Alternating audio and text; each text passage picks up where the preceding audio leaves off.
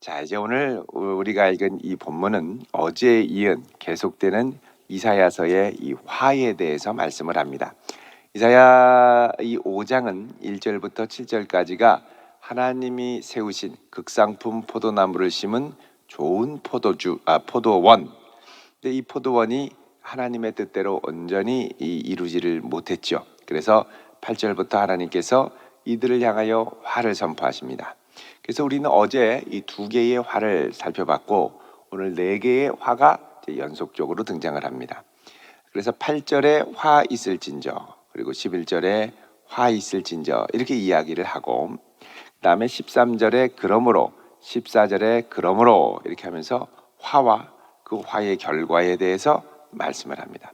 오늘도 이것과 비슷한 양식으로 이제 18절부터 연속적으로 네 개의 화가 22절까지 계속 등장합니다. 18절에 화 있을진저, 20절에 화 있을진저, 21절에 화 있을진저, 그리고 22절에 화 있을진저, 그리고 이제 그러므로와 같이 24절에 그 결과, 이로 말미암아, 25절에도 그러므로 그 결과에 대해서 말씀을 하고, 그 결과의 이제 최종적인 부분으로 26절부터 30절까지 하나님이 보내신 먼 나라에서 오는 강력한 군대의 심판을 이제 선언하고 있습니다. 자, 그러면 우리 어제 이제 살펴봤던 이들의 이제 화가 있었습니다. 첫 번째는 뭐냐?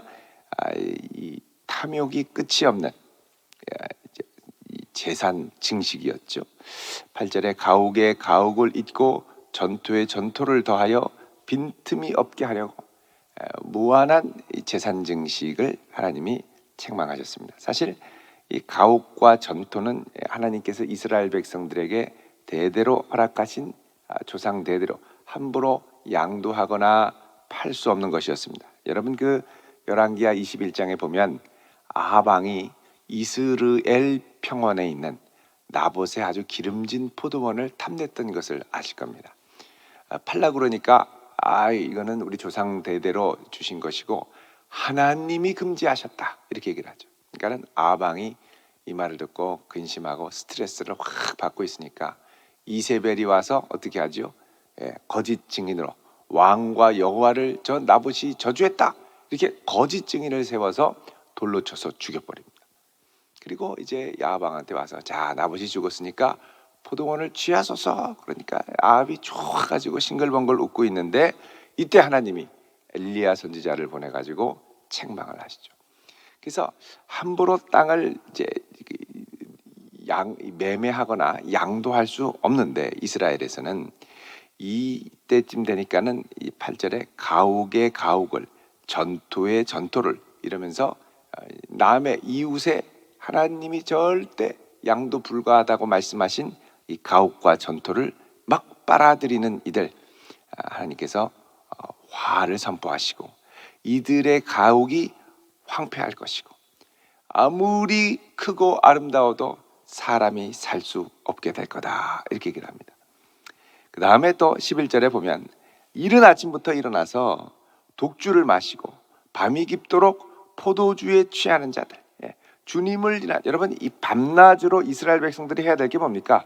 주야로 여호와의 말씀을 묵상하며 기뻐하는 자가 돼야죠. 근데 주야로 주님을 묵상하는 게 아니라 다른 주님을 묵상하는 겁니다.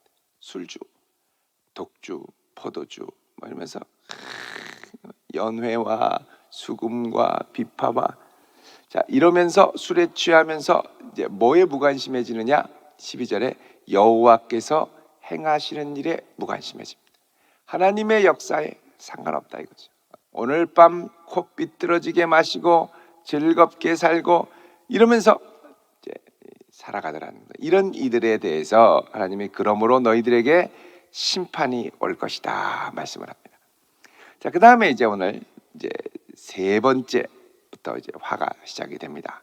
18절에 보면은 세 번째 화는 뭐냐?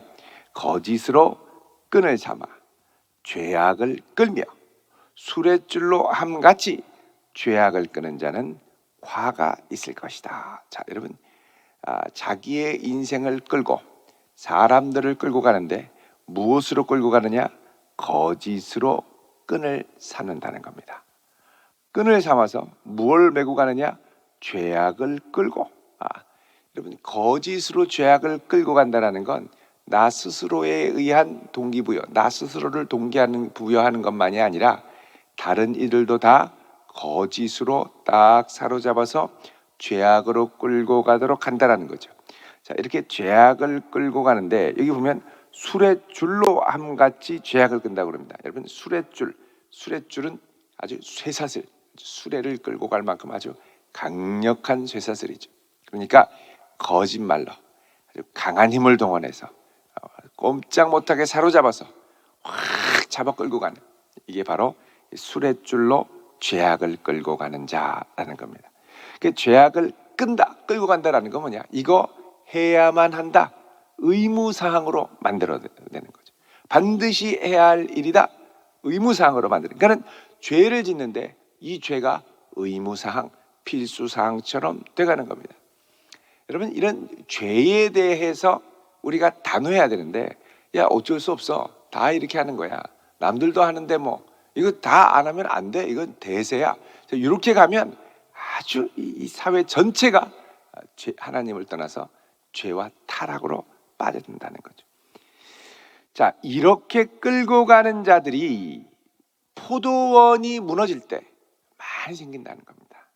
들포도의 결과죠. 들포도. 그래서 이런 사람들은 뭐가 있다고요? 화가 있을 것이다.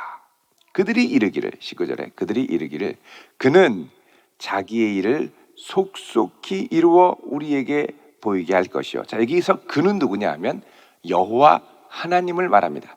이들이 거짓말로 사람들을 끌고 미혹하면서 막 억지로 끌고 가는데 하는 말이 뭐냐? 하나님은 자기 일을 속속히 이루어 우리에게 보게 할 것이고, 이스라엘의 거룩한 이는 자기 계획을 속속히 이루어 우리에게 알게 할 것이다, 이러죠. 자, 여러분, 하나님이 자기 일을 속속히 이루어서 우리에게 보게 한다라는 건 뭐냐? 여러분, 그 앞에 하나님께서 이렇게 방자하게 행하는 이들에게 하나님께서 심판하시고 또 그들을 진노하시면서 멸하실 것이다 그랬죠. 그러니까 이들이 이렇게 악을 행하면서 하나님께 뭐라 그러냐? 아니, 하나님, 우리가 이렇게 잘못하면 하나님이 빨리 치셔야지, 치신다며 왜 안 치시는 거야? 빨리 어떻게 해보라 그래? 안 그러면 그냥 이렇게 막 간다, 이제 이런 식으로 가는 겁니다.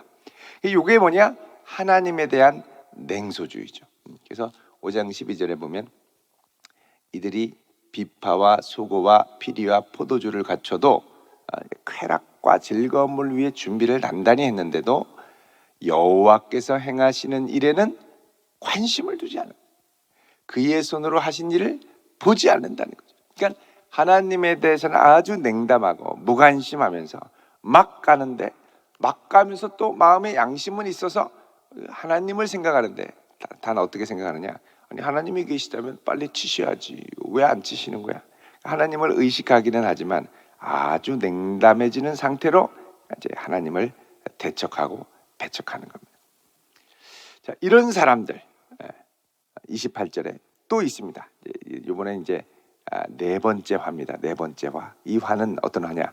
악을 선하다 하고 선을 악하다 하고 흑암으로 광명을 삼고 광명으로 흑암을 삼고 쓴 것으로 단 것을 삼고 단 것으로 쓴 것을 삼고. 자, 이거 뭐냐?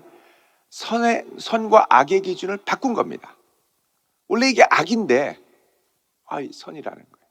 그러니까는 마음대로 법률을 바꾸는 거예요. 법 제정을, 선과 악의 기준을 뒤바꾸는 거예요. 우리 간통은 더 이상 죄가 아니다, 바꿔버린 거죠. 죄를 죄라고 말하지 못하는 시대가 온다라는 겁니다. 언제? 포도원이 무너질 때. 악을 선하다고 하고 선을 악하다고 그러고. 이게 지금 잘못된 건데, 뭐가 잘못해도 한참 잘못된 건데 흑암으로 광명을 삼는다는 거예요. 이게 좋은 세상이야, 이게 살만한 세상이야, 이게 하나님이 기뻐하시는 세상이야, 이게 차별 없는 세상이야, 이렇게 가는 거죠. 그리고 광명으로 흑암을 삼고, 이게 분명히 선이고 분명히 진리인데 이게 악하다는 거죠. 이 죄를 죄라고 하면 이게 악하다는 거예요. 이게 뒤바뀌는 겁니다. 쓴 것으로 단 것을 삼고 단 것으로 쓴 것을 삼고. 자, 이것에 대해서도 하나님이 화 있을진저 선포하죠. 그러니까 하나님을 떠나 왜곡되는 이 세상에 아주 적나라한 모양을 그대로 보여줍니다. 이게 사실은 여러분 오늘날도 똑같습니다.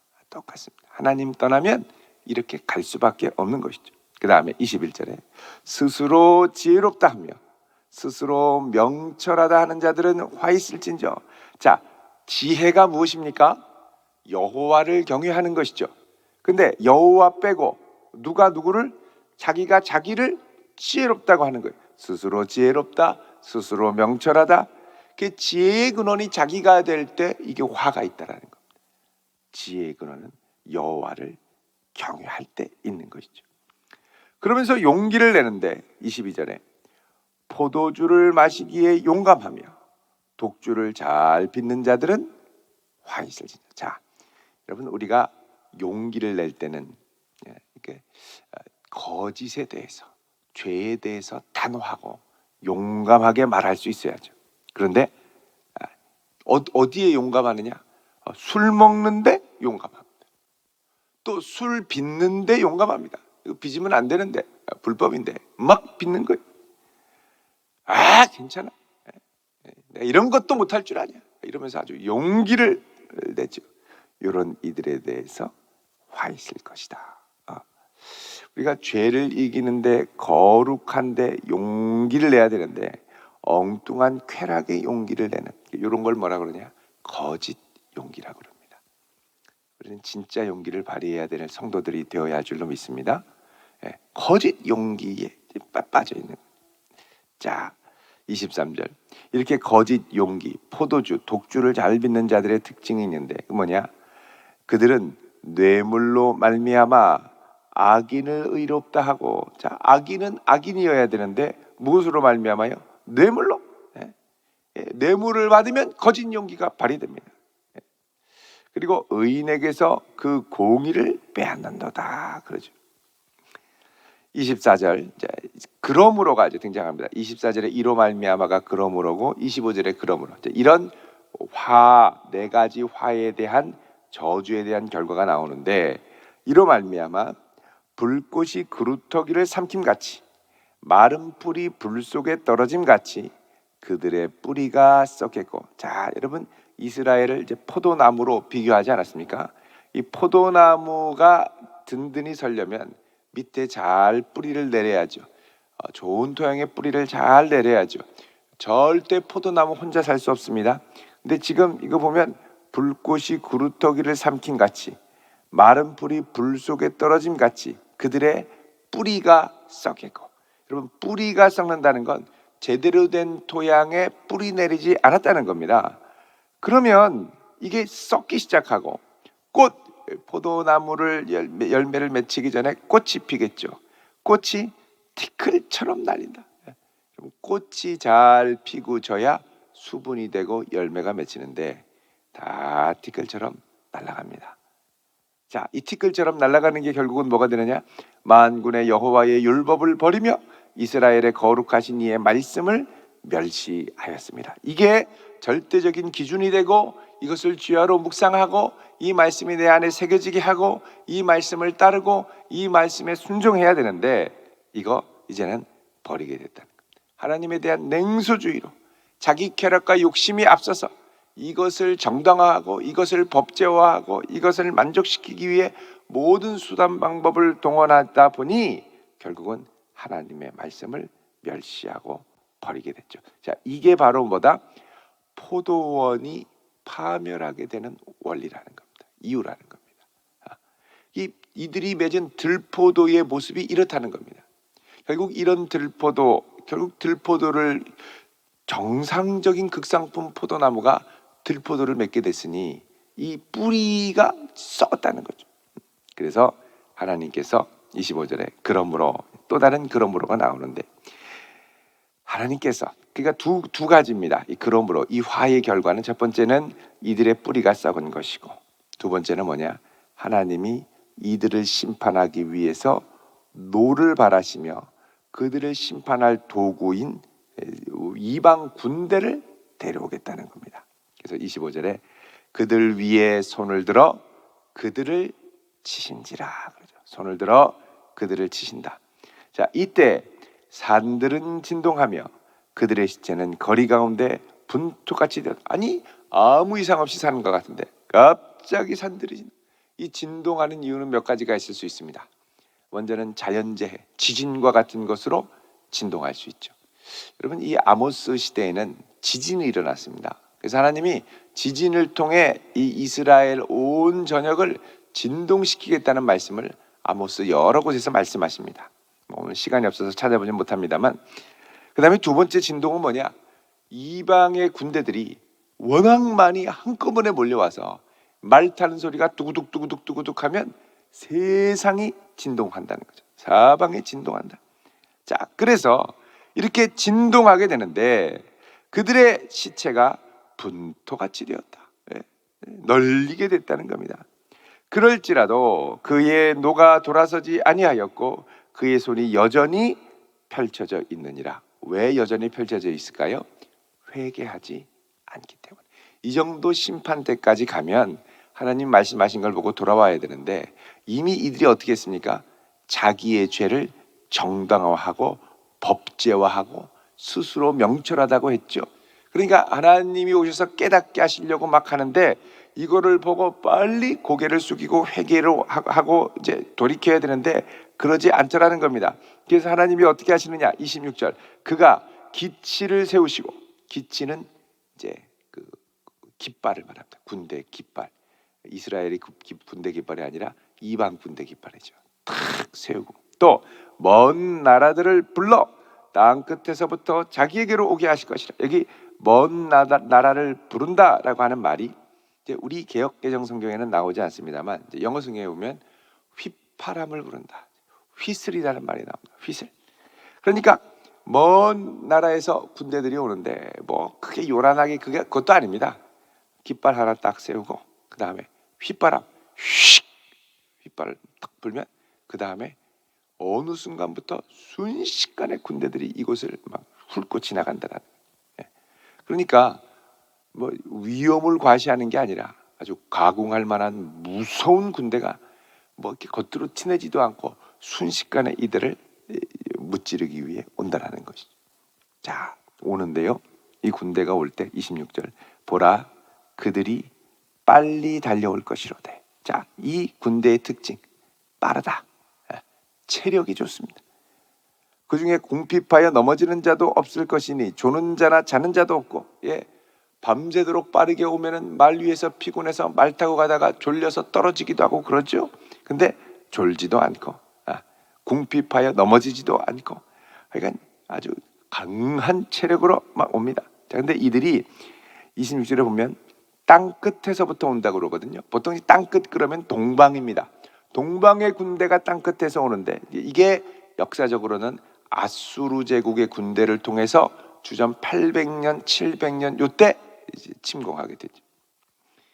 27절에 그 중에 궁핍하여 넘어지는 자도 없고 조는 자도 없고 그 다음에 허리띠는 풀리지 않고 들매끈은 끊어지지 않고. 자, 허리띠에는 뭐가 있느냐? 칼, 창, 무기들이 있습니다. 그리고 여기 이 들매끈, 신발을 단단하게 묶는 거죠. 전쟁하려면 뛰어다니기도 하고 공격하기도 해야 되는데 달려가다가 신발 벗겨지면은 이게 얼마나 이게 어렵겠습니까? 발 다 상하고 못 뛰고.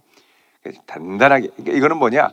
이제 장비가 아주 튼튼하게 아주 최고의 장비를 갖춰서 최고의 무기를 갖춰서 이들을 공격해 온다는 겁니다. 28절에 그들의 화살은 날카롭고 모든 활은 당겨졌으며. 자, 이들이 오는데 앞에 이 허리띠는 풀리지 않고 들매끈은 끊어지지 않는 건 보병들입니다. 근데 화살을 당겼던 이들은 누구냐? 궁수들이죠. 또 그들의 말굽은 부싯돌 같고 병거바퀴는 회오리바람 같다. 아주 든든하게 기병과 병거 부대들이 쫙 다 모든 군대들이 다 동원돼서 29절에 그들의 부르짖음은 암사자 같을 것이요 그들의 소리지름은 어린 사자들과 같을 것이라. 여러분, 암사자는 자기 새끼들을 위해 사냥하지 않습니까? 암사자가 움켜쥐는 건 다른 숫사자가 움켜쥐는 것보다 강하죠. 암사자가 확 움켜쥐면 절대 빠져나가지 못합니다. 이런 것처럼 이 이스라엘을 암사자가 움켜쥐듯이 확 움켜잡으면 꼼짝 못하고 도망도 못 간다는 겁니다. 이렇게 아주 꼼짝 못하게 당하는데 이들이 부르짖으며 난리를 쳐도 건질 자가 없을 것이다. 그럽니다. 그날에 그들이 바다 물결소리 같이 백성을 향하여 부르짖으리니 사람이 그 땅을 바라보면 흑암과 고난이 있고 빛은 구름에 가려 어두우리라. 하나님께서 이렇게 해서 이 포도원을 이제 멸망시키는 거죠. 여러분, 이게 마가복음 12장에 나오는 예수님의 이 포도원의 비유와 아주 흡사합니다. 주인이 좋은 포도원을 만들어서 종에게 주고 먼 나라로 갔다가 소출을 보러 왔는데 이 종이 소출을 달라고 오니까 어떻게 합니까? 때려 죽이죠. 소출이 넘치도록 많았으면 모르겠는데 아마도 이 소출은 들포도였을 가능성이 많습니다. 부끄럽고 창피하고 죽여버리는 거. 또 부르니까 또 죽여버리고 박해하고. 그러니까 사실 이제 마가복음이 말하는 건 뭐냐? 이사야 버전의 생략된 부분들을 말하는데 그건 뭐냐? 자꾸 보냈다는 거예요. 근데 자꾸 죽인 거예요. 이런 강팍함 때문에. 그래서 나중에 주인이 그 아들도 보냈죠. 아들이 이 땅에 왔을 때 하나님을 제일 잘 섬긴다고 자부하는 바리새인과 서기관들의 모습이 어땠습니까?